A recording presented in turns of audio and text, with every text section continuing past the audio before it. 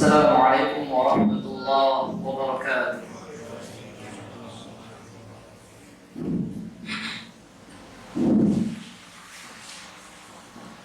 Innal hamdalillah nahmaduhu wa nasta'inuhu wa nastaghfiruh wa na'udzu billahi min shururi anfusina wa sayyiati a'malina.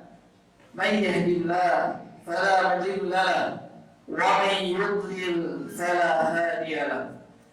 أشهد أن لا إله إلا الله وحده لا شريك له وأشهد أن محمدا عبده ورسوله صلوات الله عليه وبركاته وعلى آله وصحبه ومن تبعهم بإحسان إلى يوم الدين. أما بعد. قال الله تعالى في كتابه الكريم: أعوذ بالله من الشيطان الرجيم.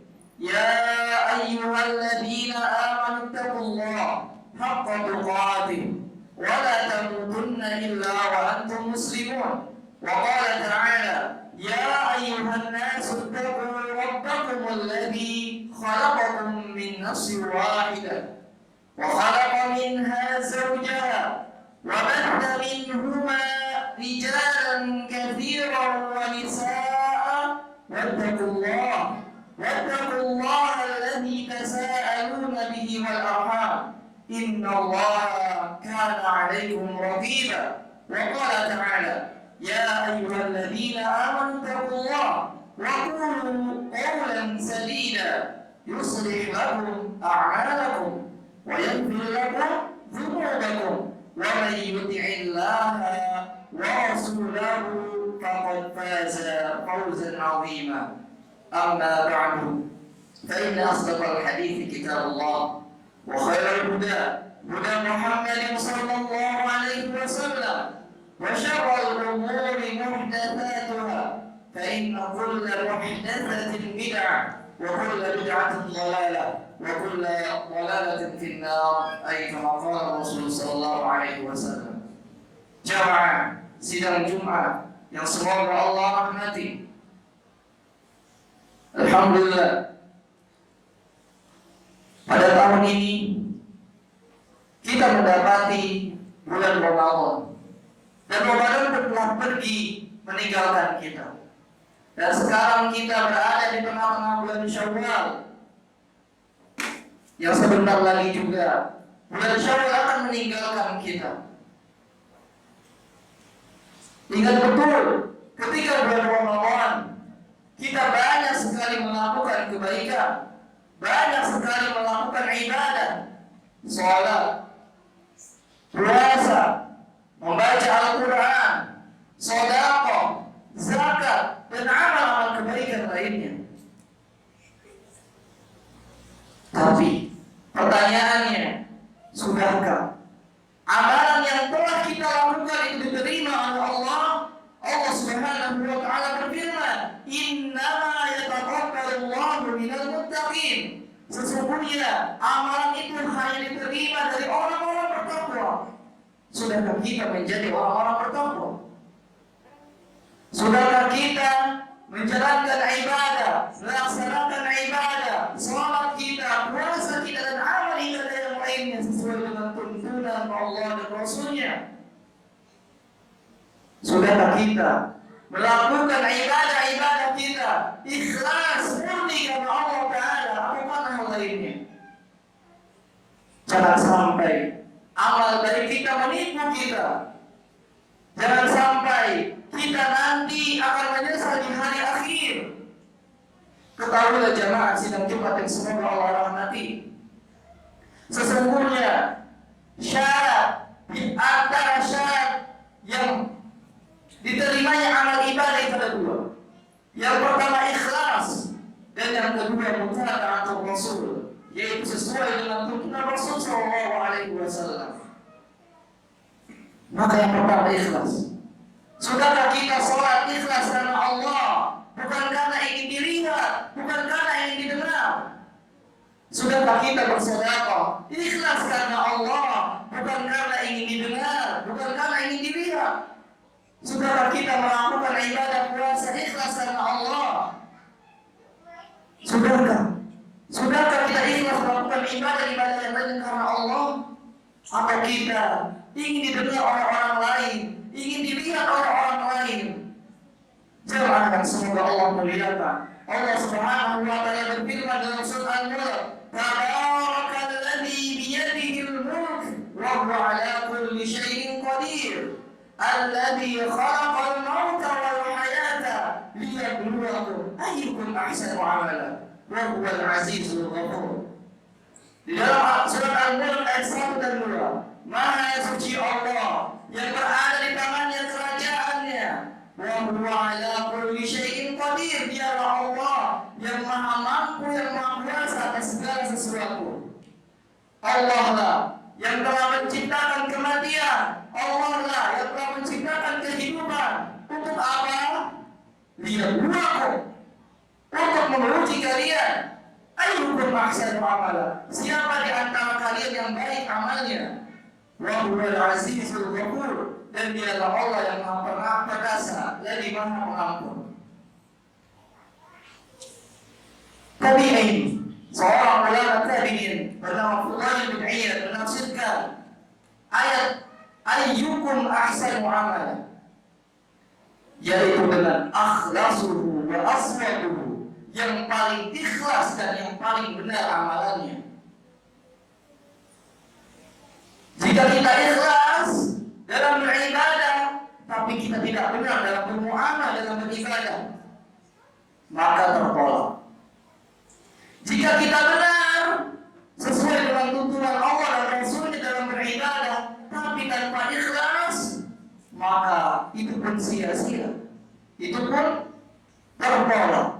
Maka dari itu, dalam beribadah kita harus mengumpulkan dua rukun ini, dua syarat ini yang harus kita penuhi, yaitu ikhlas karena Allah dan juga sesuai dengan tuntunan Rasulullah SAW.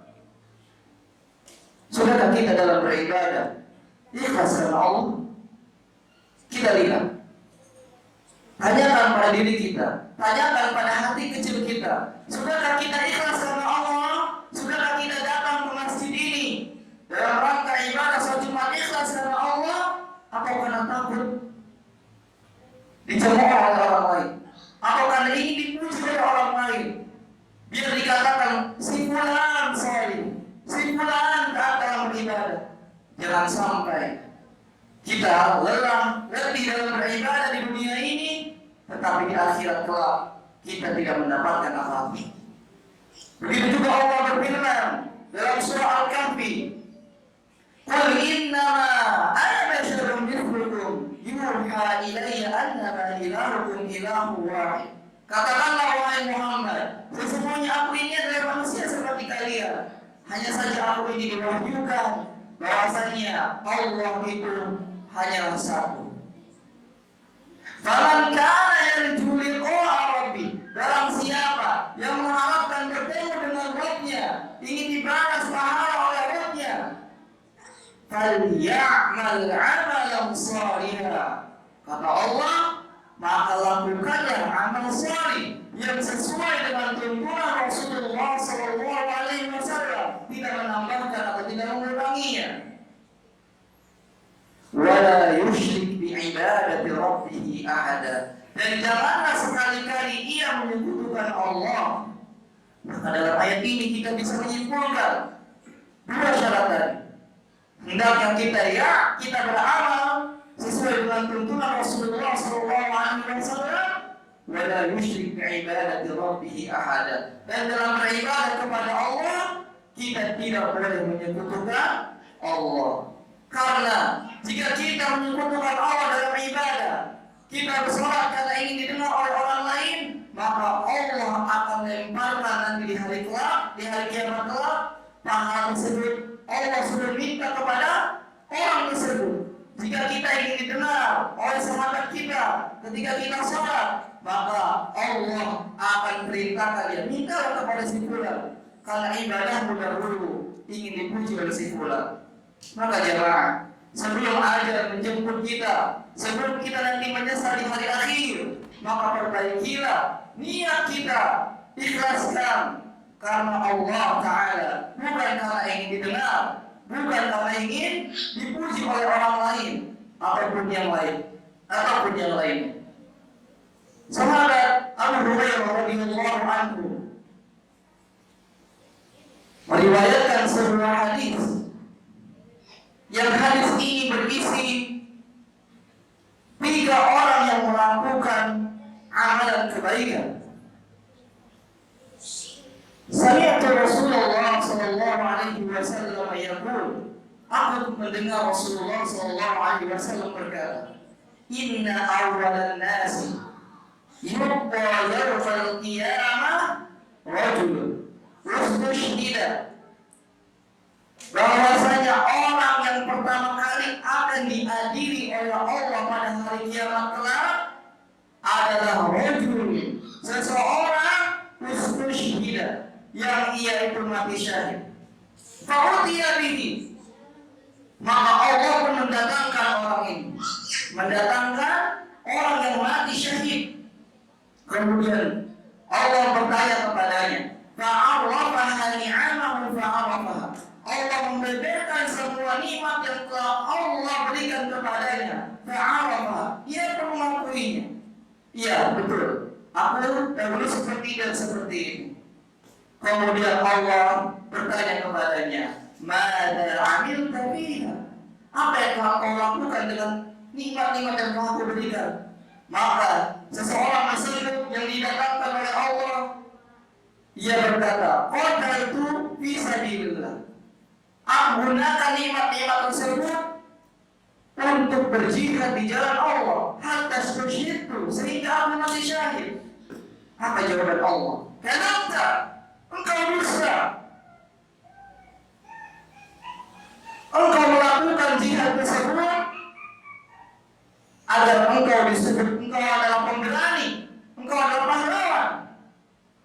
Maka Allah pun memerintahkan malaikat, fasuhiba ala wajhihi, diseret orang ini di atas wajahnya di bawah, lalu diseret oleh malaikat. Kemudian apa? Hatta yulqa finnar, sampai Allah jerumuskan dia, Allah cemplungkan dia ke dalam api neraka. Jihad adalah amal yang baik. Bahkan di hadis yang lain, jihad merupakan sebaik-baiknya amal, tetapi karena niatnya yang salah, sehingga orang ini dijerumuskan oleh Allah ke dalam api neraka. Kemudian golongan yang kedua, rajulun ta'allama al-ilma wa 'allamahu, seseorang yang dia belajar, dia talabul ilmi, menuntut ilmu, kemudian dia mengajarkannya kepada yang lainnya, wa qara'a al-Qur'an, kemudian dia juga mahir dalam membaca Al-Qur'an. Allah datangkan orang ini, fa'utiya bi fa'arrafaha ni'amahu fa'arrafaha, Allah pun membeberkan nikmat-nikmat yang telah Allah berikan kepadanya, dia pun mengakuinya. Kemudian apa? Kata Allah, mada amilta fiha, apa yang telah engkau lakukan dengan nikmat-nikmat tersebut? Kemudian seseorang ini pun menjawab, ta'allamtul ilma wa 'allamtuhu, kemudian aku ini belajar ilmu syar'i, aku ini menuntut ilmu, kemudian aku mengajarkannya kepada orang lain. Wa qara'tu fika al-Qur'an, aku membaca Al-Qur'an karenamu ya Allah. Lalu apa kata Allah? Kadzabta, engkau dusta, engkau bohong. Engkau itu belajar agar disebut huwa alim, dia adalah orang yang berilmu. Engkau membaca Al-Qur'an agar disebut huwa qari, dia adalah seorang qari yang pandai membaca Al-Qur'an. Lalu apa yang dilakukan oleh Allah? Maka Allah memerintahkan malaikat fasuhiba ala wajhi, diseret di atas mukanya, hatta yulqa finnar, kemudian sampai dijerumuskan ke dalam neraka. Jamaah yang semua Allah muliakan, amalan kedua ini menuntut ilmu syar'i. Menuntut ilmu merupakan amalan yang baik, tetapi karena salah niat, karena ingin disebut seorang alim, orang yang berilmu, karena ingin disebut seorang qari yang pandai membaca Al-Qur'an, sehingga menjerumuskannya ke dalam neraka. Kemudian golongan yang ketiga, ketiga adalah orang yang Allah berikan kekayaan yang melimpah. Dia konglomerat, segala kekayaan dia miliki. Kemudian Allah pun memanggilnya, ditanyakan, diberikan pula kepadanya, diberikan juga kepadanya nikmat-nikmat yang telah Allah berikan. Dia pun mengakuinya. Allah pun menanyakannya, apa yang telah kau lakukan dengan nikmat-nikmat harta yang sudah kuberikan kepadamu? Maka ia pun menjawab, tidaklah suatu jalan yang engkau sukai untuk seseorang itu menginfakkannya telah aku infakkan. Aku berinfak untuk anak yatim, aku berinfak untuk fakir miskin, aku keluarkan zakatku, aku berikan santunan kepada orang-orang yang berhak untuk menerima santunan tersebut. Seluruhnya ia kerahkan harta dia untuk beramal, untuk bersedekah, untuk infak dan yang lain. Maka kata Allah, jawabannya sama. Kadzabta, engkau dusta, engkau bohong. Engkau mengeluarkan infak agar engkau disebut jawab, engkau adalah seorang yang dermawan. Maka nasibnya pun sama. Suhiba ala wajhi, diseret di atas wajahnya hatta yulqa finnar, sampai ia dijerumuskan ke dalam neraka. Waliyadzubillah. Inginkah kita seperti ini jamaah sekalian? Maka renungkanlah sebelum kita terlambat. Memintalah ampun kepada Allah jika kita telah melakukan hal demikian. Jangan sampai kita melakukan kebaikan karena ingin didengar oleh orang lain. Aku ma tasma'un. Wa astaghfirullah li wa lakum wa lisairil muslimina wal muslimat min kulli dhanb fastaghfiruh innahu huwal ghafurur rahim.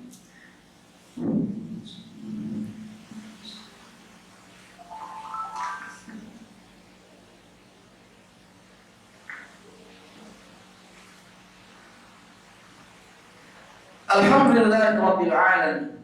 Assalatu wassalamu ala Rasulillah wa ala alihi wa sahbihi wa man tabi'ahum bi ihsanin ila yaumiddin wa ba'd. Allahumma salli ala Muhammad wa ala ali Muhammad kama sallaita ala Ibrahim wa ala ali Ibrahim innaka Hamidum Majid. Jika di khutbah pertama kita mengetahui bahwasanya seseorang tersebut ditolak amalnya karena dia tidak ikhlas, maka pada khutbah ini Abu Hurairah pun menceritakan bagaimana kondisi seseorang yang ia bangkrut di akhirat kelak.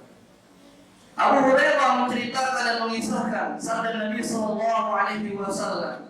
Nabi sallallahu alaihi wasallam bersabda, "Atadruna mal muflis?" Atadruna manil muflis? Tahukah kalian siapa orang yang bangkrut tersebut? Kemudian sahabat menjawab, qalu man la dirham lahu wala mata. Orang yang enggak punya dirham, enggak punya uang, wala mata, dia juga punya harta benda.